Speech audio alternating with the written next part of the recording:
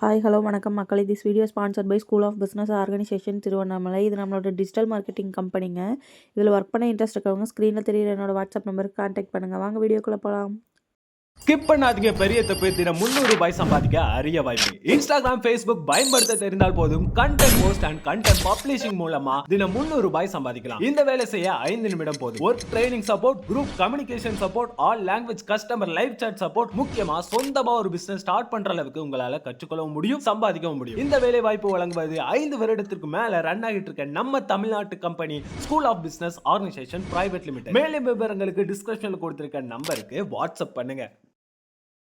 Vegetable biryani எப்படி டேஸ்ட்டாக செய்கிறதுன்னு பார்க்கலாங்க. நான் இப்போ வந்து குக்கரில் தான் செய்கிறேன். குக்கர் எடுத்துக்கிட்டேன். அதுக்கு பிரியாணிக்கு தேவையான அளவுக்கு கசகசா, பிரியாணி இலை, பூ, கல்பாசி இது எல்லாமே நான் எடுத்துக்கிட்டேன். அது எல்லாமே சேர்த்துக்கிறேங்க. அதுக்கப்புறமா கொத்தமல்லி இலை, புதினா இலை 2யும் நான் சேர்த்துக்கிறேன். அதில் கொஞ்சமாக கருவேப்பிலையும் ஆட் பண்ணிக்கலாம். அதுக்கப்புறமா பெரிய வெங்காயமும் பச்சை மிளகாய் நான் 2ம் கட் பண்ணி எடுத்துக்கிறேன். அதையும் நான் எடுத்து ஆட் பண்ணிக்கிறேங்க. இப்போ இது வந்து நல்லா வெந்து வரட்டும். பொன்னிறமாக ஆகிற வரைக்கும் நல்லா வதக்கி விட்டுக்கலாம். நல்லா வதங்குற வரைக்கும் வெயிட் பண்ணிக்கலாங்க.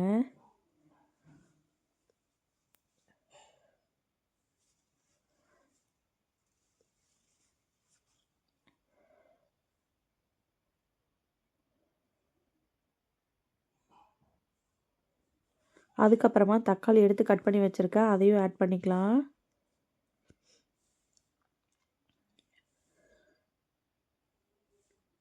தக்காளி நல்லா வதங்குற அளவுக்கு தேவையான அளவு உப்பு சேர்த்துட்டு நல்லா வதக்கி விடுங்க.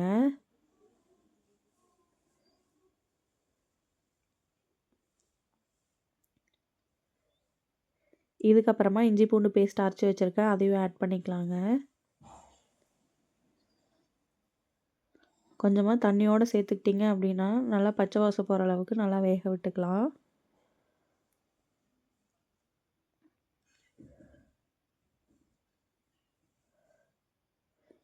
இந்த அளவுக்கு நல்லா வதக்கி விடலாம். நல்லா கொதித்து பச்சை வாசம் போகணும். இது கூட கேரட், பீன்ஸ் நான் கட் பண்ணி வச்சுருக்கேன். அதையும் நான் ஆட் பண்ணிக்கிறேன். நல்லா கழுவி எடுத்து சேர்த்துக்கோங்க. தோல் சீவாமல் கட் பண்ணுங்கள் கேரட்டு. இப்போ இதை நல்லா வதக்கி விட்டுக்கலாம். இது கூட வேக வச்ச சோயாவை கொஞ்சமாக ஆட் பண்ணிக்கலாம்.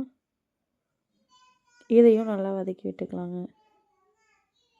இது நான் 3 டம்ளர் அரிசிக்கு தான் இந்த பிரியாணி ரெடி பண்ண போகிறேன். பெரிய டம்ளரு நம்ம 4-5 பேர் சாப்பிட்லாங்க.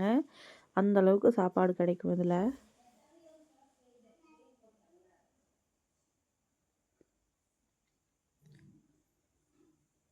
இதுக்கு காரத்துக்கு தேவையான அளவுக்கு கொஞ்சமாக வரமிளகாத்தூள் ஆட் பண்ணிக்கலாம்.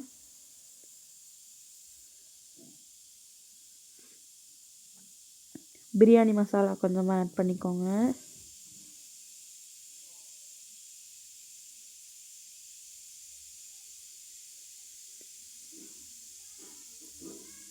இதை நல்லா கலக்கி விட்டுக்கலாம்.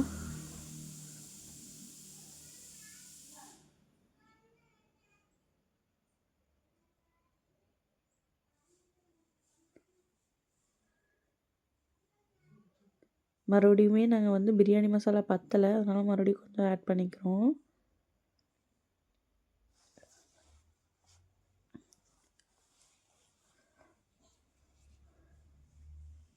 இப்போ இது வந்து நல்லா வெந்து வரணும். இந்த டம்ளரில் தான் வந்து அரிசி ஊற வச்சுருந்தேன். இந்த டம்ளரில் நான் 1 டம்ளர் ரேஷியோவுக்கு 2 டம்ளர் 2.5 டம்ளர் தண்ணி வச்சுக்கிறேன். உங்கள் வீட்டில் இருக்க அரிசிக்கு நீங்கள் எவ்வளோ தண்ணி வைப்பீங்களோ அதுக்கு தகுந்த மாதிரி வச்சுக்கோங்க. நான் வந்து பாஸ்மதி ரைஸோ வேறு எந்த ரைஸும் எடுக்கலைங்க. நான் வீட்டில் இருக்கிற நார்மல் ரைஸ் தான் எடுத்திருக்கேன். இந்த அளவுக்கு நல்லா வெந்து எண்ணெய் பிரிஞ்சு மேலே வந்ததுக்கப்புறமா நம்ம தண்ணி ஊற்றணும். அரிசியும் நம்ம ஆட் பண்ணிக்கணும். வீடியோ பிடிச்சிருந்துச்சுன்னா லைக் பண்ணுங்கள், ஷேர் பண்ணுங்கள், சப்ஸ்கிரைப் பண்ணுங்கள் மக்களே. இப்போ அரிசியை ஆட் பண்ணிவிட்டேன். அதுக்கு தேவையான அளவு தண்ணி ஊற்றி குக்கர் மூடி வச்சுட்டு நீங்கள் எவ்வளோ விசில் விடுவீங்களோ அதுக்கு தகுந்த அளவுக்கு விசில் விட்டுக்கலாம்.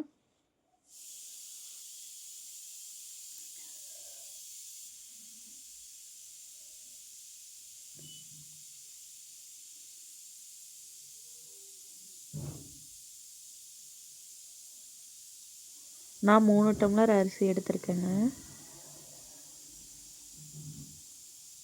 இதை நல்லா கலரி விட்டு மூடி போட்டு நல்லா மூடி வச்சுக்கலாம். உப்பு காரம் கரெக்டாக இருக்கான்னு செக் பண்ணிக்கோங்க.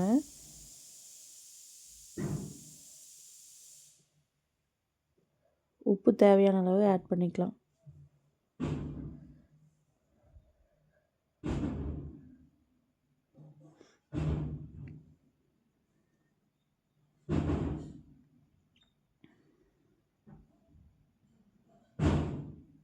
குக்கரை மூடி வச்சுக்கிறேன். தேங்க்யூ, பாய் பாய். விசில் விட்டு எடுத்தால் பிரியாணி ரெடி.